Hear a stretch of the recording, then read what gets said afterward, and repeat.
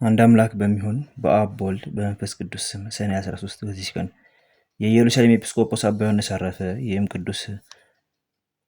በቅዱስ አባ ኢላሪዮን በታላቁ አባ ስድሮስ ገዳም በታናሽነቱ መንጉሶ ከአባ ኤጲፋኒዎስ ጋር በገድል በመጠመር ታላቅ ተጋድሎን ተጋደለ። የደግነቱ ተጋድሎና የትሩፋቱን ዜናም በቦታው ሁሉ ተሰማ። ከዚህም በኋላ ኤጲፋኒዎስ በቆጵሮስ ሀገር ኤጲስቆጶስነት ከተሾመ በኋላ እርሱን መርጠው በኢየሩሳሌም ኤጲስቆጶስነት ሾሙት።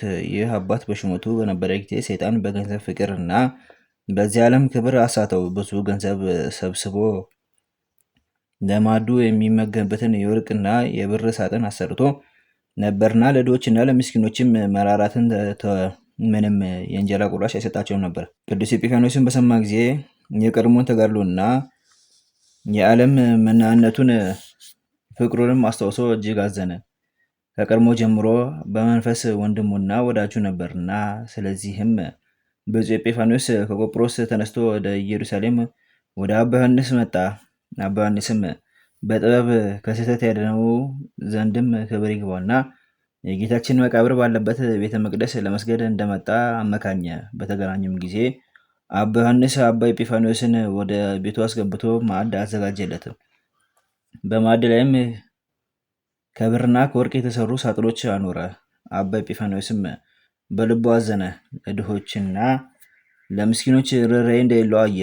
ከዚህም በኋላ ከእርሱ ዘንድ ወጥቶ በኢየሩሳሌም ካሉ ገዳማት በአንዱ አደረ። ምክንያትም አዘጋጀ።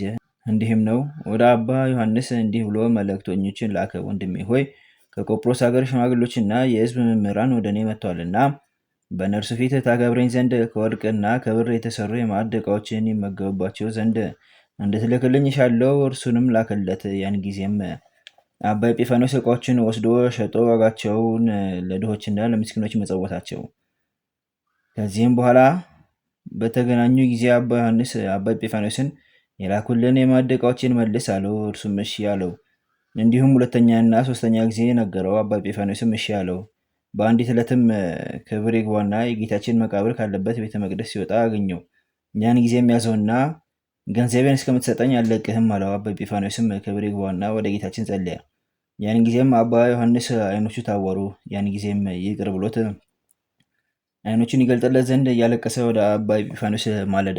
እርሱም መጸጸቱን አይቶ አንዲቱን ዓይኑን ገለጠለት። እንዲህም አለው፣ ነፍስህን ታስብ ዘንድ አንዲቷ ዓይንህ ዕውርት እንድትሆን ትቶሃል።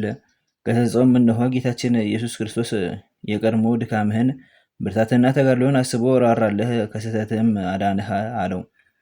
የማዕድ ዕቃዎችንም እኔ እንደሸጥኳቸውና ስለ አንተ ለድሆችና ለምስኪኖች እንደመጸወትኳቸው እወቅ። አንተ በገንዘብ ፍቅር መጠመድህንና የቀድሞ መልካም ስራን መተውን ብሰማ ነው እንጂ ከቆጵሮስ ወደ ኢየሩሳሌም አልመጣም ነበረ። ከዚያችም ሰዓት ጀምሮ ቅዱስ ዮሐንስ ከእንቅልፍ እንደነቃ ሆኖ በርኅራኄም በመንገድ ሄደ። ያለንን ጥሪት ሁሉ ሰጠ፣ ምንም ምን አላስቀረም። ልብሶቹንም ለተራቆተ ሰጠ። በሞተ ጊዜም አንድ አላድ ከዚያ በታች ከእርሱ ዘንድ እስካልተገኘ ድረስ ሰጠ። ጌታችንም የመፈወስ ሀብትን ሰጠው። ብዙዎች ድንቆችንና ታምራቶችን አደረገ።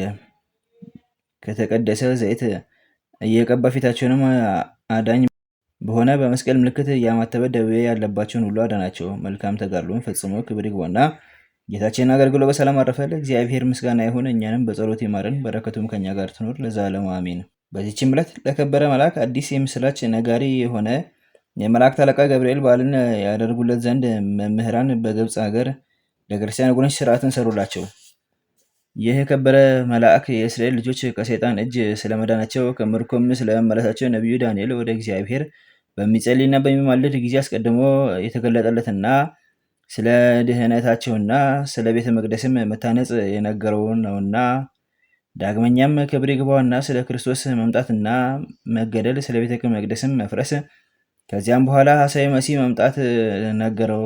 ለመድህን መምጣትም በሱባኤ የወሰናቸውን ዘመናት በተፈጸሙ ጊዜ ይህ የከበረ መልአክ የመላእክት አለቃ ገብርኤል ከእግዚአብሔር ዘንድ ተልኮ ወደ ቅድስት ድንግል ወደ እመቤታችን ማርያም መጣ።